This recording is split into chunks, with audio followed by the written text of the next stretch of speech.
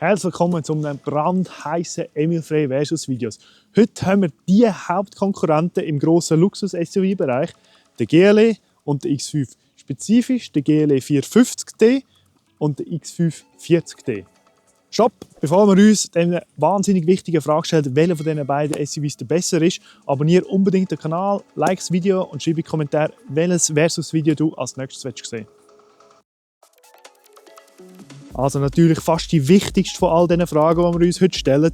Welcher sieht besser aus? Meiner Meinung nach hat der X5 deutlich besser gealtert wie der GLE. Er hat immer noch den klassischen X5-Look, aber jetzt in einem sehr schön modernen Package. Ich finde auch, er ist immer noch der am normalsten aussieht in der BMW-Modellpalette. Er hat immer noch so ein bisschen einen bulligen Look. Er hat schöne, moderne LED-Lichter bekommen. Aber es ist nicht too much, er hat nicht eine riesen Niere bekommen. Es ist alles noch in einem schön ansehbaren Package gehalten. Der GLE auf der anderen Seite sieht einfach massiv aus. Ich finde, ja, das sind eigentlich genau gleich gross, sie sind gleich breit, sie sind gleich lang fast, aber der GLE wirkt so viel wuchtiger. Er hat natürlich eine coole Präsenz auf der Straße und er sieht meiner Meinung nach auch mehr wie ein richtig grosser SUV aus. Aber das ist natürlich komplett Geschmackssache und ich finde, er braucht langsam auch ein bisschen einen richtigen Facelift und nicht nur so ein bisschen Lichter ändern und so, sondern wirklich mal ein komplettes Redesign. Aber ja, ich würde jetzt wahrscheinlich sagen, in Sachen Looks tendiere ich zum X5. Die Front haben wir jetzt vorher schon ein bisschen angeschaut. Was ich aber auch wahnsinnig schön finde, ist das Profil vom X5.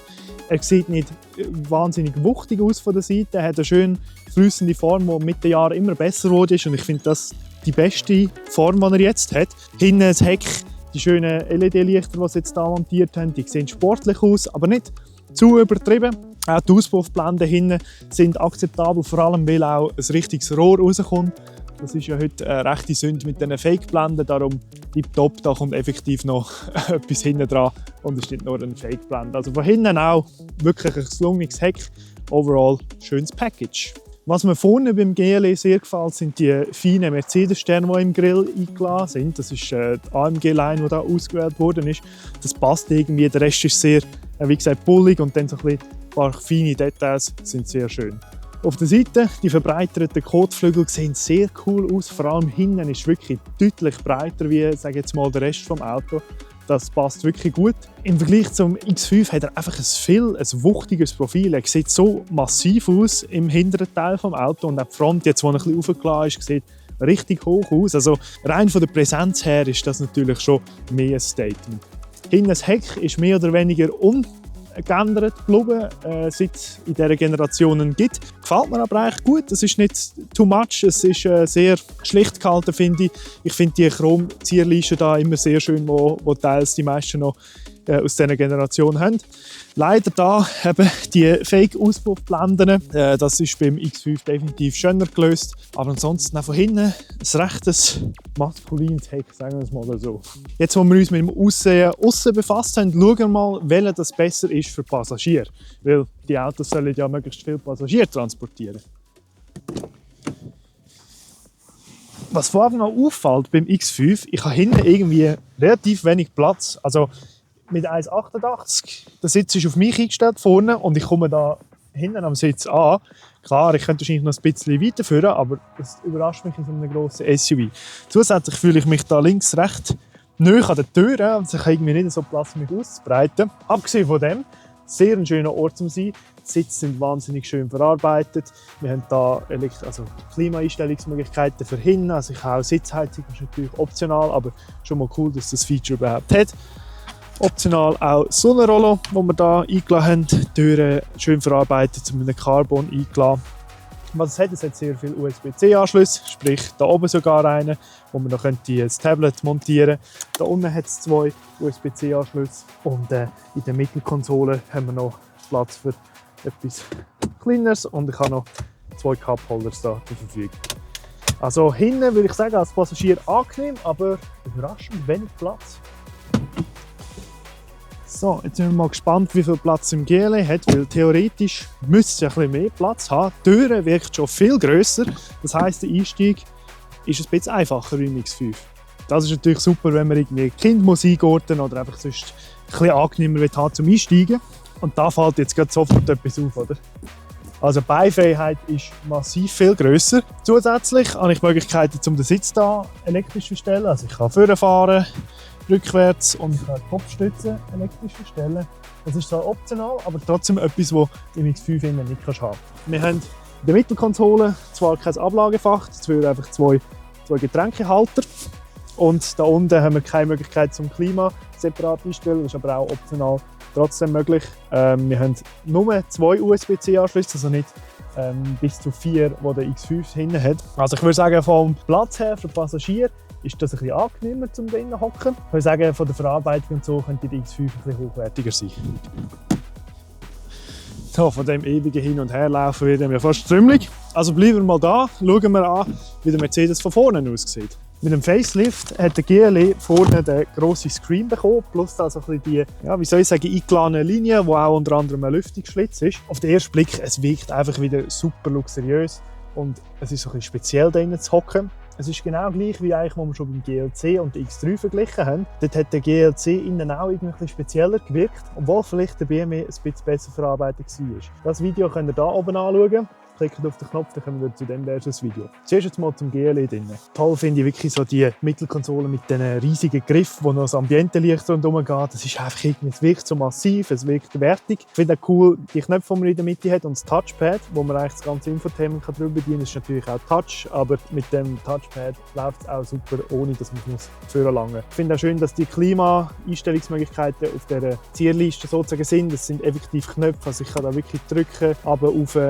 das ist wirklich sehr angenehm und finde ich deutlich besser wie im X5, wo wir dann noch sehen, was über den Touchscreen gelöst ist. Ich finde auch die Events hier oben cool. Sie sind im Vergleich zu anderen Mercedes viereckig und nicht rund. Ich muss sagen, das passt in diesem Auto irgendwie sehr in die Designsprache rein, obwohl ich sonst eigentlich die Runde ein bisschen cooler finde, was ein bisschen wie Triebwerk aussehen. Da passt es aber tiptop rein. Dann, wie gesagt, oben der grosse Screen, links für das Driver-Display und rechts für das Infotainment. Sehr klar, es ist nicht ganz das neueste Mercedes-Infotainment, das wir hier haben, aber trotzdem immer noch sehr schön dargestellt und einfach zum Bedienen. Die Steuerrad ist das klassische Steuerrad, das ist nicht das AMG-Steuerrad, das zweiteilte sozusagen Streben hat. Es ist alles auf einem Block. Gefällt mir optisch, was ich aber schade finde, ist, es ist Hochglanz, sprich, man hat relativ schnell Töpfchen getroffen, wo man dann wieder wegputzen muss. Und wir haben die touch-sensitiven Knöpfe, die ich glaube, jedes Mal in einem Mercedes-Review kritisiere. Sie sind einfach meiner Meinung nach nicht so einfach zum Bedienen und es kann mal passieren, dass man aus Versehen etwas draufkommt und dann die Lautstärke ändert oder das Lied weiterskippt, was einfach irgendwie ein bisschen schade ist. Ansonsten typisch Mercedes, Gangwahlhebel auf dem einen Regler, sehr gut gelöst und auf der linken Seite die Einstellungsmöglichkeiten für den Sitz. Einfach sehr luxuriös. Das gefällt mir denen sehr. Ich bin natürlich auch ein bisschen Mercedes-Fan, aber sonst, es wirkt einfach sehr premium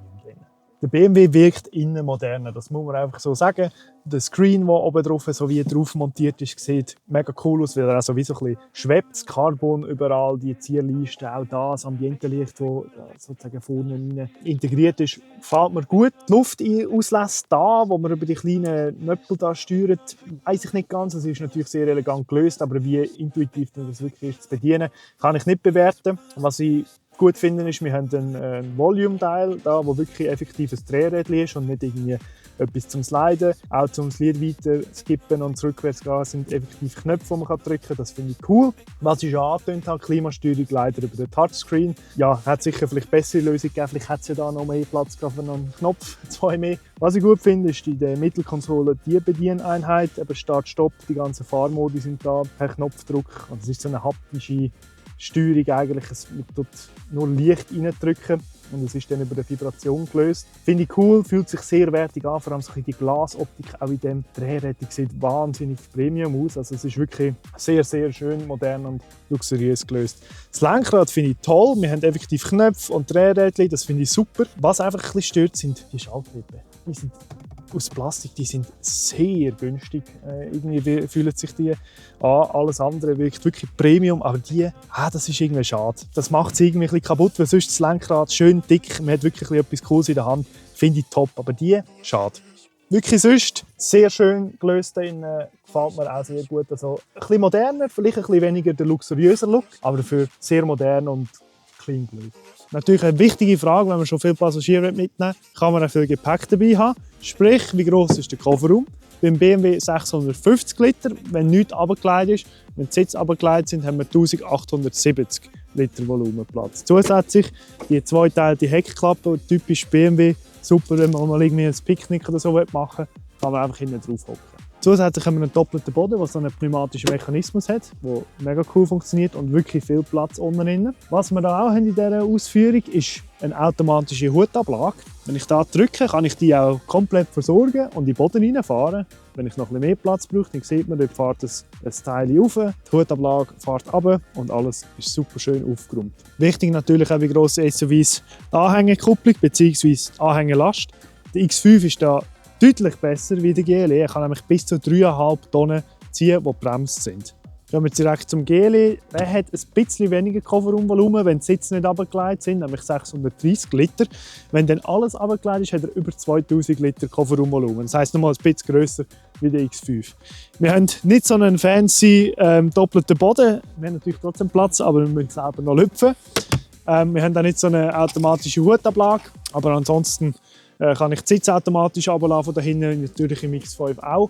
Und die Anhängerkupplung wird hier oben rausgelassen, beziehungsweise über den Knopf hier oben rausgelassen. Hat ein bisschen weniger zugelassen, nämlich nur 2,7 Tonnen, also nicht ganz die 3,5 Tonnen wie der X5 hat. Aber ich glaube, für die Mehrheit der Anhänger langt das trotzdem.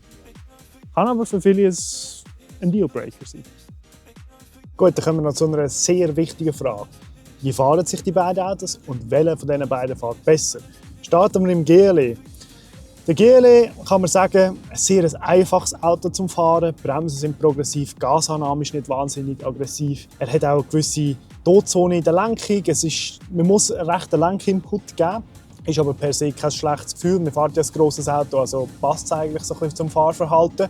Zum Fahrwerk und der Federung kann man aber etwas sagen, und zwar, es ist ein bisschen gewöhnungsbedürftig. Das ist nicht per se negativ gewertet, sondern mehr einfach ein Umgewöhnen. Er fährt irgendwie jede Bodenwelle, tut er wie nachgehen und es fährt sich so ein bisschen aufschaukeln. Also man hat das Gefühl, man fährt ein bisschen in einem Boot. Das ist wirklich nicht negativ, sondern mehr einfach eine Empfindung, die ich habe, wenn ich das Auto fahre. Es fühlt sich sehr abgetrennt von der Aussenwelt an. Und das ist vielleicht auch genau das, was ich suche in einem grossen Luxus-SUV, dass ich möglichst wenig mitbekomme von dem, was um mich herum geschieht auf der Straße. Und darum, wenn man so ein bisschen vor sich her geschaukelt wird, ist das vielleicht noch ein angenehmes Gefühl. Zu der Power. Wir haben einen 6-Zylinder 3 Liter Turbo-Diesel mit 387 PS, Beschleunigung 5,6 Sekunden von 0 auf 100. Die spürt man aber nicht. Also klar, das Auto hat viel Power und man kann definitiv gut auf die Autobahn beschleunigen und so weiter. Aber man spürt überhaupt nicht von der Geschwindigkeit. Das ist sehr zivilisiert, wie sich das Auto geht. Es wird nicht laut. Man merkt einfach die Power, die der Dieselmotor liefern kann, beziehungsweise den Drehmoment. Das spürt man. Aber sonst, dass es wirklich schnell ist oder dass er fast 400 PS hat, das spürt man gar nicht wirklich. Im Vergleich zum BMW. Der BMW ist deutlicher, dynamischer und spritziger wie der GLE. Also die Kurvenlage ist viel sportlicher, viel natürlicher auch wie der GLE. Klar, wir haben ein bisschen weniger PS, wir haben 352 PS. Wir haben auch einen 6-Zylinder Turbo-Dieselmotor drin, der ordentlich Drehmoment hat. Und in 5,5 Sekunden sind wir von 0 auf 100. Das heisst, von dem her haben wir eigentlich die gleichen Stats, außer dass wir ein bisschen weniger PS haben. Er fühlt sich aber so viel sportlicher an in diesen Kurven. Das fühlt sich viel natürlicher an, den schnell zu fahren. Im GLE eben bist du ein bisschen disconnected von dem Ganzen. Und da spürst du die Straße, da spürst du, wie der reinlehnt. Und schlussendlich macht das einfach mehr Spass. Mehr Spass natürlich für Leute, die gerne fahren. Wenn man einfach gerne mega bequem von A nach B wegkommt, dann ist wahrscheinlich der GLE fast ein passender Wagen. Aber ich glaube, der X5 hat eine grössere Spanne von Fahrstil, den er beherbergen kann. Also eben von sportlich einmal ein bisschen auf die Tube drücken, ab einem Pass oder so, bis eben zu mega komfortabel. Und er ist sehr komfortabel. Das ist überhaupt nichts, was er da gegen ihn spricht. Also ich würde sagen, er ist, wenn nicht gleich komfortabel wie der GLE, er einfach ein bisschen auf eine andere Art. Oder? Der GLE ist wie so ein bisschen abgekoppelt von der Straße und dort, wo man durchfährt. Und der X5 ist einfach sonst sehr bequem. Also die Federung ist wirklich top da drin. Und eben die Breite von Fahrstil, die ich beherbergen kann, ist echt impressive. Wenn ich schon zum Thema komfortabel spreche, zu den Sitz. Es ist nicht ganz vergleichbar. Das sind BMW Individualsitz mit Sitzheizung, Sitzkühlung und Sitzmassage. Das ist nicht ganz das, was der GLE konfiguriert hat, in dem, was wir im Test haben. Aber die sitzen wirklich 1A so bequem. Also ich könnte da wirklich stundenlang drinnen hocken. Was ich ein bisschen bemängle, ist die Fahrposition. Ich komme nicht mehr tiefer oben runter. Also, das ist wirklich das Tiefste, was es geht. Ich kann natürlich noch ein bisschen mehr reinlegen, aber schlussendlich ist das nicht die Fahrposition, die ich suche. Das kann man im GLE ein bisschen tiefer ansetzen. Das heisst, ich komme dann in eine sportlichere Fahrposition. Aber ich habe trotzdem sehr viele Einstellmöglichkeiten mit dem Lenkrad, dass ich trotzdem in so ein bisschen eine sportlichere Position komme da im BMW. Aber eben die Fahrposition sicher mehr, dass man ein bisschen besser raussieht wie im GLE. GLE geht auch sehr weit rauf, aber man hat einfach noch die Möglichkeit, weiter runterzuhocken. Zur Fahrdynamik, was sicher einen grossen Unterschied macht, ist das Gewicht. Also der BMW ist etwa 100 Kilo leichter wie der GLE. Plus der Motor, wenn man den mal genau anschaut, der sitzt viel tiefer im Auto wie beim GLE. Ich gehe davon aus, das hilft auch nochmal sehr mit der Fahrdynamik. Weil je tiefer der Schwerpunkt, desto dynamischer kann man halt auch durch Kurven fahren. Also overall, das ist definitiv der Drivers Car. Kommen wir zum Fazit. Ich glaube, schlussendlich kann man die Diskussion an dem aufhängen, wie gehen die beiden Autos mit ihrem Gewicht um. Der BMW, ein bisschen leichter wie der GLE, versteckt sein Gewicht sehr gut, er fühlt sich dynamisch an, er ist spritzig zum Fahren und darum auch irgendwo durch sehr spaßig. Der GLE auf der anderen Seite versteckt sein Gewicht überhaupt nicht. Es fühlt sich an wie ein schweres Auto, aber das finde ich auch, macht ja auch ein bisschen den Charme aus, wenn man das Auto fährt. Es ist komfortabel, man hockt weit oben, es fühlt sich schwer an. Also schlussendlich kommt es darauf an, was man lieber hat. Ein grosses, schweres Auto, das sein Gewicht nicht versteckt und darum so ein bisschen wuchtig komfortabel ist, oder ein grosses, schweres Auto, das sein Gewicht gut versteckt, aber dynamisch ist. Schreibt in die Kommentare, welchen ihr würdet nehmen. Ich habe mich nach dem Review heute entschieden, dass ich die X5 würde nehmen. Für mich ein rundes Auto, das doch noch die Preise Fahrspass hat. Also abonniert den Kanal, liked das Video, wenn es euch gefallen hat und eben schreibt uns, was ihr als nächstes sehen wollt. Und ich sehe euch nächste Woche wieder auf dem MFRE YouTube-Kanal.